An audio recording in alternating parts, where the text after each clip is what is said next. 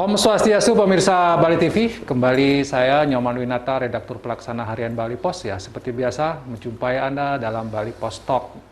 Dan kita akan bicara kali ini di Bali Pos Talk berkaitan dengan bagaimana membangkitkan ekonomi Bali. Setelah kita 2 tahun pandemi dan ada proses-proses yang kemudian diupayakan oleh pemerintah untuk bagaimana membangkitkan ekonomi Bali ini yang sudah menderita ya, karena pariwisata kita yang terpuruk. Dan saya akan mewawancarai Bapak Komang Sanjaya. Beliau adalah pengamat ekonomi ya, cukup intens juga mengamati perekonomian. Beliau juga mantan bankir yang kemudian kira-kira mungkin memiliki pandangan bagaimana solusi kita membangkitkan ekonomi Bali. Kita sapa dulu narasumber kita. Om Swastiastu. Om Swastiastu, Pak Nyoman. Enak nggih, becik. Astung kare. Kabarnya. Enak. Mungkin. Okay. Kita biar agak ini bisa dibuka karena sudah pandemi juga sudah agak ini bisa dibuka maskernya, tidak apa-apa. Gitu. Dan menghalangi melanggar aturan. Ya, jaraknya sudah kita atur Pak. Jaga jarak ya. Pak Sanjaya sebagai orang yang cukup lama berkecimpung di bidang keuangan lah, apa yang mesti kita lakukan? Pertanyaan saya langsung saja ya. Apa yang mesti kita lakukan untuk menyelamatkan Bali? Silakan Pak. Baik, terima kasih Pak Nyoman dan para pemirsa sekalian yang ada di Bali yang saat ini sedang melakukan diskusi tentang solusi-solusi penyelamatan ekonomi Bali ke depan. Mungkin setelah kita melihat kejadian 2 tahun terakhir dan sekarang sudah memasuki tahun ketiga pandemi COVID-19 ini, banyak usaha yang sudah dilakukan oleh pemerintah, baik pemerintah pusat maupun pemerintah Provinsi Bali. Dengan usaha-usaha tersebut sudah juga menunjukkan hasil, tetapi belum banyak yang dirasakan oleh masyarakat, terutama para pelaku usaha yang berada di Bali. Semua pemirsa sudah mengetahui Bali ini ekonominya banyak bersumber dari kegiatan pariwisata. Ya. Nah, dengan adanya pandemi ini, kegiatan ekonominya itu boleh dikatakan mandeg, atau istilah kasarnya itu mati suri selama 2 tahun. Ya, nah, sehubungan dengan apa yang disampaikan oleh Pak Nyoman Winata, bahwa bagaimana kita bisa memperbaiki ke depannya ini, supaya ekonomi Bali itu menjadi lebih baik lagi, bisa normal seperti sebelum pandemi COVID ini. Nah, saat ini kita sudah mulai memasuki pasca pandemi COVID-19 menuju fase endemi. Endemi ya. Nah, bagi proses ini akan melibatkan pelaku ekonomi yang menggerakkan ekonomi Bali ke depan. Apakah pelaku ekonomi sudah siap untuk memasuki Bali era baru sebagai konsep daripada pemimpin Bali melalui konsep ekonomi kreatif Bali. Ya. Nah, yang perlu dilakukan menurut pengamatan saya beberapa tahun terakhir ini, pelaku ekonomi itu sangat-sangat menderita 2 tahun ini. Bagi pelaku usaha yang mempunyai kewajiban ke bank, lebih berat lagi tanggung jawabnya. Karena 2 tahun tidak beroperasi, 2 tahun tidak bisa bayar bunga, 2 tahun tidak bisa bayar pokok, maka dia perlu perhatian dari pemerintah, baik pemerintah Bali maupun pemerintah pusat. Saya punya pengalaman di dunia perbankan yang dalam hal ini merupakan jasa keuangan, itu pernah melakukan beberapa hal penyelamatan terhadap pelaku usaha yang kita sebut adalah debitur bank.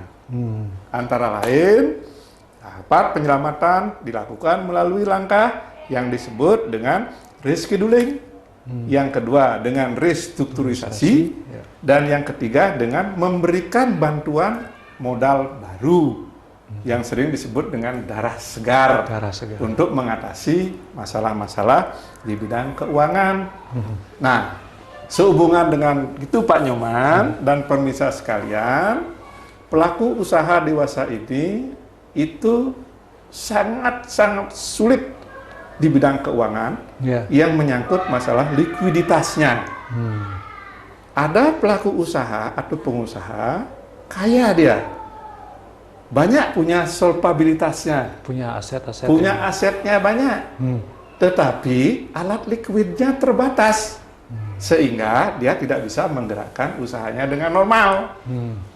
Nah, untuk itu saya selaku pengamat, ada solusi barangkali bisa dilaksanakan oleh para pengambil keputusan. Ya.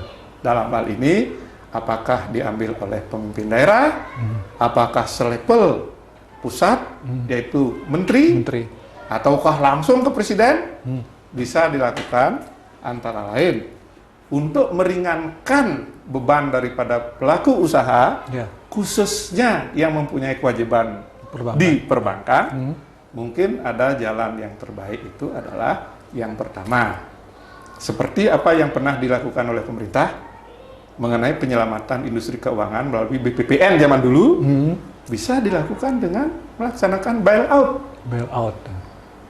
Yang kedua, bisa dilakukan dengan menyiapkan penghapus bukuan daripada utang-utangnya di bank, yang disebut dengan istilah write-off. Write-off. Nah, mengenai pelaksanaan write-off ini, mungkin skalanya harus dilihat. Skala kecil, skala menengah, skala besar. Yang mungkin diutamakan khususnya di Bali, karena ekonomi digerakkan oleh UMKM mayoritas di Bali ini, itu mungkin menjadi prioritas pertama. Prioritas utama untuk di write-off utang-utang. Di write-off dan di bailout. Di bailout. UMKM ya. Ya. Ya. Nah, tapi apakah kemudian persoalannya adalah ketika ini write-off, bailout istilahnya kan berkaitan dengan aturan keuangan, Pak Sanjaya. Nah, berarti ini kebijakan yang mestinya diambil oleh tingkat pemerintah pusat ya? Betul, sangat betul sekali Pak Nyoman. Pernah Indonesia melakukan bailout melalui BPN dengan membuat suatu aturan. Apabila sudah di bailout dan di write-off, ada ketentuan keputusan dari pemerintah yang memberikan tanggung jawab kepada pelaksana dalam ini BPN, bila mana terjadi sesuatu hal di kemudian hari, tidak dilibatkan dalam tindakan pidana. Itu harus pemerintah yang memberikan acuan. Ada aturan, ada. Ya, karena masalahnya kalau langkah-langkah seperti itu, bailout, khususnya masalah write-off, bisa pemerintah melalui lembaga-lembaga atau institusi-institusi keuangan yang memberikan pinjaman terhadap nasabah yang mengalami kesulitan.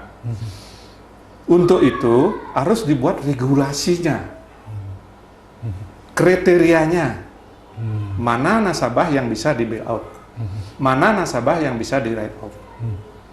Salah satu contoh, untuk pelaksanaan write-off, nasabah yang mempunyai kewajiban pokok misalnya 100 juta, bunga 25 juta, terus nasabahnya atau debiturnya meninggal dunia, tidak ada yang meneruskan, usahanya mati sama sekali, kewajibannya tidak bisa dipenuhi sampai kapanpun juga, mungkin itu jadi pertimbangan Di write-off. untuk diraihkan write-off. Dihapuskan. Nah, write-off ini di catatan pembukuan bank itu tidak nampak Dihilangkan itu ya. di neracanya, tetapi sebagai catatan below underline-nya itu masih ada. Masih ada tetap. Inilah yang diusulkan kepada otoritas, dalam hal ini pemerintah. Bisa nggak disetujui write-off itu dilaksanakan? Tentunya dalam batas koridor-koridor hukum yang ada. Tujuannya supaya pelaksana tidak dikenakan sanksi pidana di kemudian hari. Oke. Nah, kalau itu bisa dilakukan, wah sangat bagus sekali. Ya, berarti bailout sama write-off ini penting untuk bisa kita lakukan. Kalau tanpa itu sepertinya sulit ya, Pak Sanjaya ya. Sulit Bali ini akan bisa bangkit ya, masih dan butuh waktu yang semakin lama ya untuk bisa bangkit. Ya. Ini memang kegiatan ekonomi ini kalau tidak dilakukan secara simultan dan berkelanjutan, itu sangat sulit sekali recovery-nya. Dan yang terpenting pengawasannya atas tindakan apa yang dilakukan oleh pemerintah atau institusi. Kalau itu dilakukan, perlu butuh waktu, mungkin 6 bulan atau setahun. Nah, dalam proses ini, usahakan harus tetap jalan, Pak Nyoman. Dan pemirsa sekalian, kalau pelaku atau produsen tidak bisa memproduksi, apa yang dikonsumsi oleh masyarakat? Kan sangat sulit sekali. Ya. Di lain pihak, dia punya kewajiban yang harus dipenuhi. Satu, kewajiban eksternal dan kewajiban internal. Nah, yang paling penting, kewajiban internal perusahaan, yaitu ongkos produksi. Ongkos produksi itu perlu modal. Ya. Nah, sumber modal itu ada 2, sumber internal dan sumber eksternal. Sumber internalnya itu ialah kekayaan pribadi. Kekayaan pribadi itu bisa berupa barang gerak dan barang tak gerak.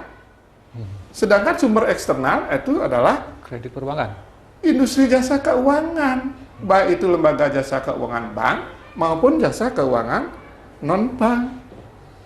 Nah, jasa keuangan non-bank dan bank di Bali ini sudah komplit adanya. Ada BUMD yang namanya BPD Bali, ada non jasa keuangan bank, ada namanya LPD, ada namanya BUMDes, ada namanya koperasi. Itu bisa secara bersama-sama ya memberikan bantuan. Dana segar ya dibutuhkan. Dana segar yang diperlukan, fresh money istilahnya. Kalau dalam keuangan itu. Ya, tapi lagi-lagi masalahnya karena Bali ini adalah pariwisata yang belum bangkit, katanya perbankan belum bisa memberikan bantuan. Nah, gimana? Apakah perlu ada aturan khusus lagi untuk Bali? Boleh katakanlah memberikan dana segar, kredit baru kepada dunia usaha yang belum betul-betul bangkit, Pak? Kalau saya melihat ya Pak Nyoman dan juga pemirsa sekalian yang berbahagia, memang dalam situasi dan kondisi seperti ini, itu pemerintah harus memegang peranan dan pemerintah harus lebih agresif. Ya.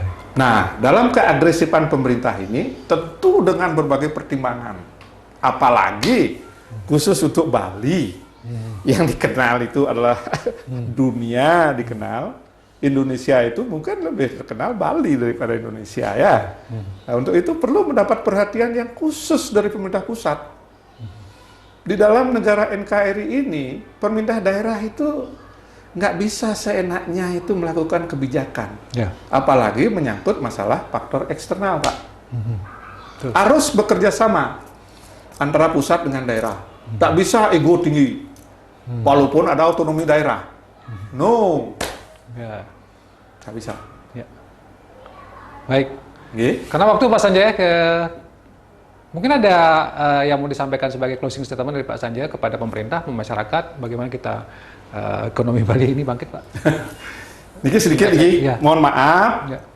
Pemirsa sekalian dan Pak Nyoman. Ya. Yang selaku boleh dikatakan ya pengamat, ya pemerhati sosial ekonomi Bali niki tetap jaga kerukunan di Bali ini supaya suasana dan situasi kondusif bisa bekerja dengan tenang dan aman. Mana yang urusan pemerintah, pasti pemerintah sudah memperhatikan.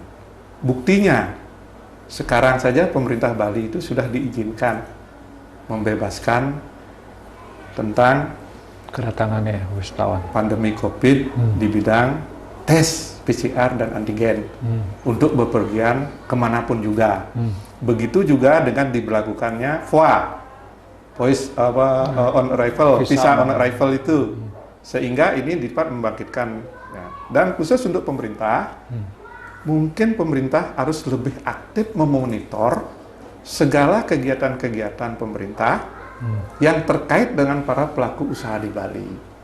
Dengan monitoring dan evaluasi yang dilakukan oleh pemerintah, ini sangat membantu bagi pelaku usaha di Bali, khususnya yang berlaku untuk golongan UMKM dan koperasi, sehingga nantinya apa yang dicanangkan oleh pemerintah Bali melalui konsep ekonomi Nangun Satkerti Loka Bali menuju Bali era baru melalui ekonomi Kerti Bali, mohon maaf, melalui ekonomi Kerti Bali akan dapat lebih menggerakkan dan mengembangkan ekonomi Bali Ya. menuju Bali era baru. Baik. Matur sukses Pak Ya, Nyoman. terima kasih. Pemirsa sekalian. Ya, terima kasih Oke. Pak Sanjas. Saya kira sudah tegas ya apa yang disampaikan dan solusi-solusi. Tinggal bagaimana pemerintah mau menjalankan gitu ya. Oke. Karena kita sudah menderita hampir 2 tahun, 3 tahun ini tanpa ada agresivitas dari pemerintah untuk menyelamatkan Bali agak susah juga ya pastinya ya. Ya, mudah-mudahan ini bisa didengar oleh pemerintah pusat, pemerintah daerah dan masyarakat juga bersama-sama agar Bali bangkit. Demikian Bali Post Talk kali ini saya ucapkan terima kasih. Saya tutup dengan promo Santi. Om Santi. Om Santi. Om, terima kasih, sampai jumpa. Santi. Oh, matur sukses Pak Nyoman. Sama-sama.